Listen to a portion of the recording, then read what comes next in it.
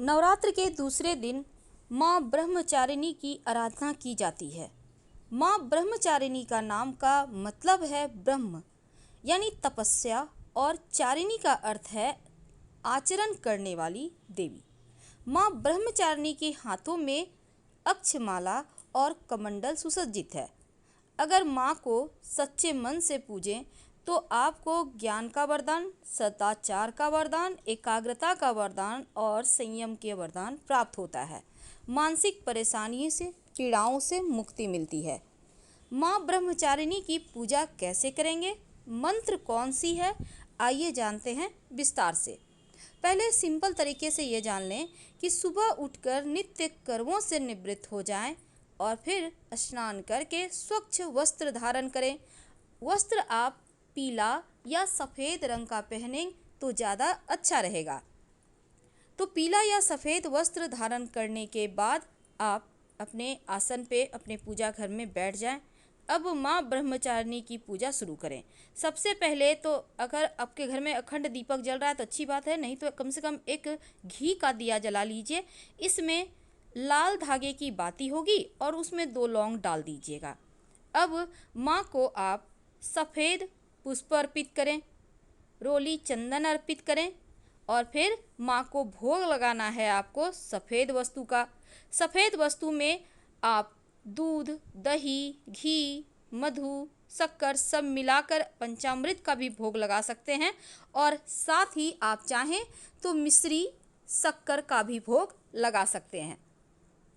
माँ को सफ़ेद पुष्प बहुत प्रिय है, इसीलिए उनको सफ़ेद रंग के ही पुष्प अर्पित करें, चाहे वो बेले के पुष्प हो या फिर कमल का पुष्प हो, कोई भी पुष्प चलेगा। फिर सफ़ेद मिठाई वगैरह का भी भोग लगा सकते हैं। माँ को पान, सुपारी, लौंग जरूर अर्पित कीजिएगा। पान अर्पित करने से आपकी समस्त मनोकामना पूर्ण होती है। इस दिन विशेष प्रयोग किए जाते हैं। आज हम आपसे उन विशेष प्रयोगों के बारे में भी चर्चा करेंगे। माँ ब्रह्मचारिणी की पूजा करने से मानसिक तनाव समाप्त हो जाता है और माँ जो हैं दुर्गा के ये जो रूप है भक्तों को अनंत गुना फल देने वाली देवी हैं। तो माँ ब्रह्मचारिणी की पूजा अगर आप उपवास करते हैं तो अच्छी बात है, नहीं तो कोई बात नहीं, आप सात्विक भोजन कीजिएगा।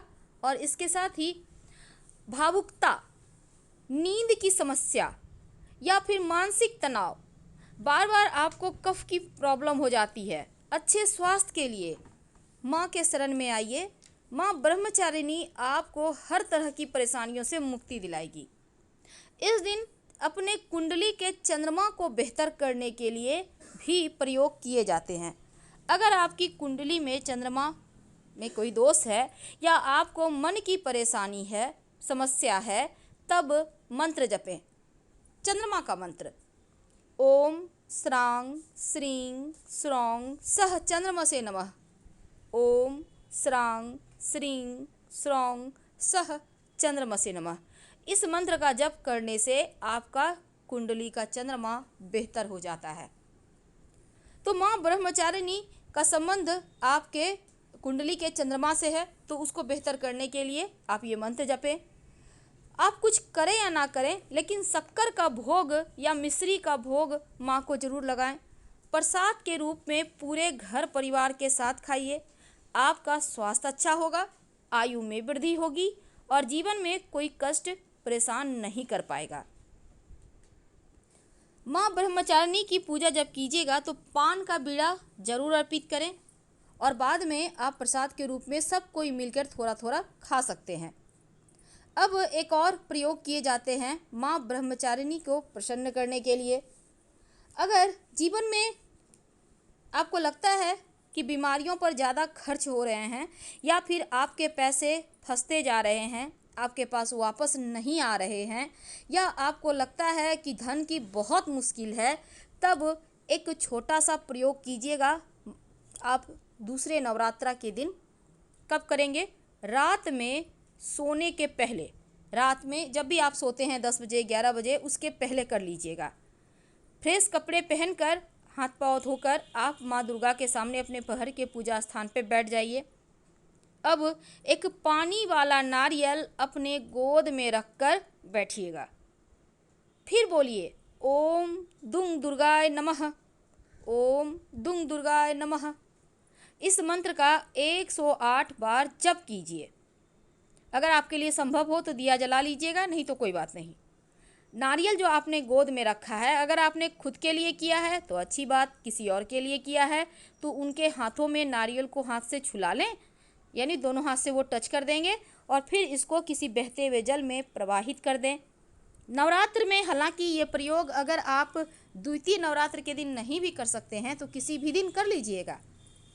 धन की मुश्किलों से, स्वास्थ्य की मुश्किलों से बचे रहेंगे, बीमारियों पर ज़्यादा खर्च नहीं होगा। अगर बहता हुआ पानी ना मिले तो पास में किसी भी पीपल के पेड़ के नीचे रख दें या किसी मंदिर के में जाकर रख दीजिएगा। विशेष मनोकामनाओं की पूर्ति के लिए इस दिन एक छोटा सा प्रयोग किया जाता है, लेकिन उसके पहले एक और बात जान लें। देवी ब्रह्मचारिणी जो हैं उनके दाहिने हाथ में जप की माला है, बाएं हाथ में कमंडल है। देवी ब्रह्मचारिणी साक्षात ब्रह्म का स्वरूप है और तपस्या का मूर्तिमान रूप है। देवी भगवती दुर्गा शिव स्वरूपा, गणेश जननी, नारायणी, विष्णु माया और पूर्ण ब्रह्म स्वरूपिणी के नाम से भी प्रसिद्ध हैं।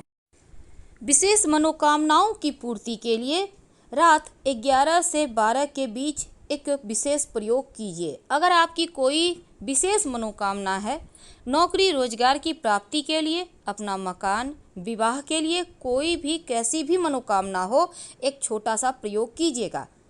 आपको चाहिए होगा सफ़ेद कागज, मैथ जिसमें बनाते हैं ना वही वाला कागज लेना है जिसमें लाइन वगैरह नहीं हो, और चाहिए आपको एक लौंग, थोड़ा सा सिंदूर।